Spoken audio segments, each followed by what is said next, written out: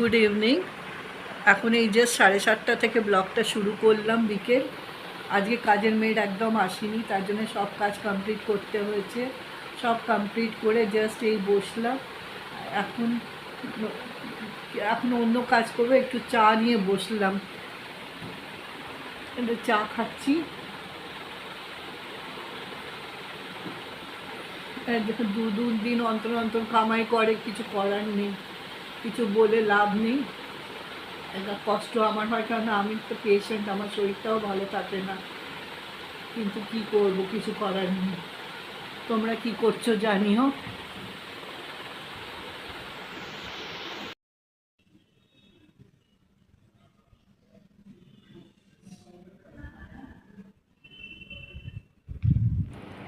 বিকেলবেলা বেরিয়ে গেছিলাম একটা কাজে, একটা মিটিং ছিল ইভেন্টের জন্য। গেছিলাম হচ্ছে রাজকুঠির, সেটা হচ্ছে কাকুরগাছি, নিশ্চয়ই তোমরা সবাই জানো, নারকেল বাগানে। তো গিয়ে দেখলাম জাস্ট ভীষণ ভালো একটা প্লেস, আর খুব সুন্দর একটা এক্সপিরিয়েন্স হলো। মিটিংয়ের পর এই ভিডিওটা করলাম, কেন কি মিটিংয়ের সময় তো করা যেত না। লোকে ভাবতো যে ইস কি বাজে, এখন নাকি এইসব দেখছে, এসব ভিডিও করছে। ভাবার তো অনেকজনই আছে, তাও আমার যেটা মন চাইলো একটা ভিডিও করে তোমাদের সামনে রাখি, যাতে তোমরাও দেখতে পারো। নিশ্চয়ই তোমরা সবাই এটা দেখেছো, হয়তো অনেকজন জানো বা জানো না। যারা জানো না অবশ্যই একবার ভিজিট করো। এখানে খুব ভালো রেস্টুরেন্ট আছে, খুব ভালো স্টে ফ্যাসিলিটি আছে, আর সব কিছু রাজ্যটক ব্যাপার।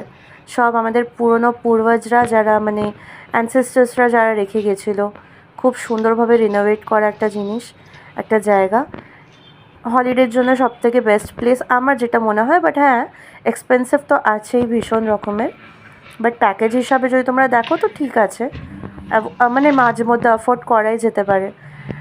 তো এবার আমি বাড়ির দিকে ফিরছি, দেখি বাড়িতে এবার মা কী করছে জানি না। অনেকক্ষণ তো হয়ে গেল মিটিংয়ে, এবার যাই, আমি গাড়িটা জাস্ট বুক করেছি, তারপরে এখান থেকে বেরোচ্ছি। দেখতেই পাচ্ছ তোমরা কত সুন্দর একটা ভিউ। এইটা হচ্ছে ছাদের দিকটা, মানে আর একটু হরর টাইপেরও লাগছিল, বাট ভালো লাগলো। চলো বাড়ির দিকে যাই, হ্যাঁ, তারপর কথা হচ্ছে। Bye bye.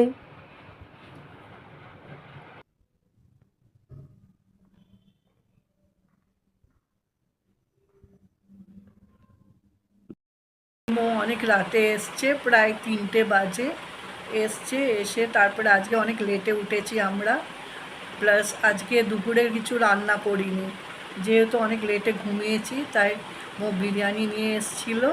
আর প্লাস আগে কালকের মাংস তো ছিলই, ওইটা দিয়ে খাওয়া হয়েছে।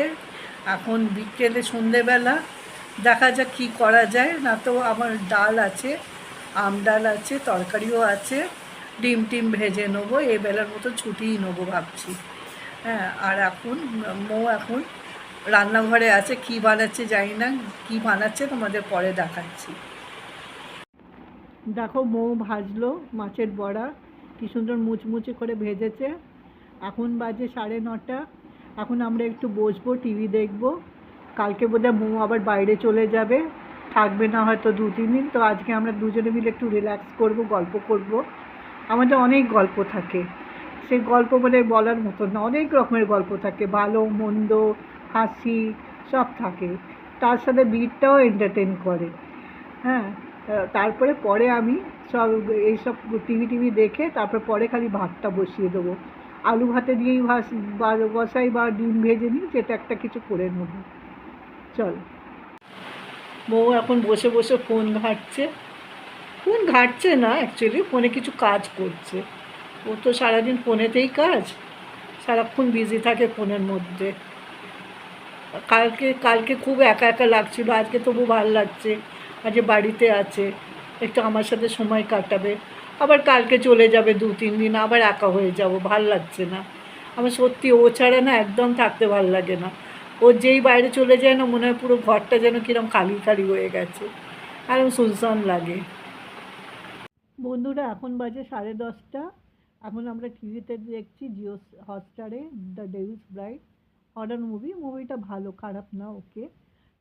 আর আমি ভাত আলু সেদ্ধ বসিয়ে দিয়েছি, ওইটা হয়ে গেলে আম ডাল আছে, আর পুঁই শাক কুমড়ো দিয়ে মাছের মাথা দিয়ে একটা তরকারি আছে, ওই দিয়ে আমাদের রাতে হয়ে যাবে। অনেক রাত হয়ে গেল, এবার শুতে যাব, বেডে বসে ব্লগটাকে এন্ড করছি। ঘুম পাচ্ছে এবার। চলো, তোমরা কি করছো, কেমন আছো জানিও। আর আমার ব্লগটা লাইক, শেয়ার, কমেন্ট আর সাবস্ক্রাইব করে দিও। আর যারা ফেসবুক থেকে দেখছো প্লিজ ফলো করে দিও। ওকে, বাই, গুড নাইট।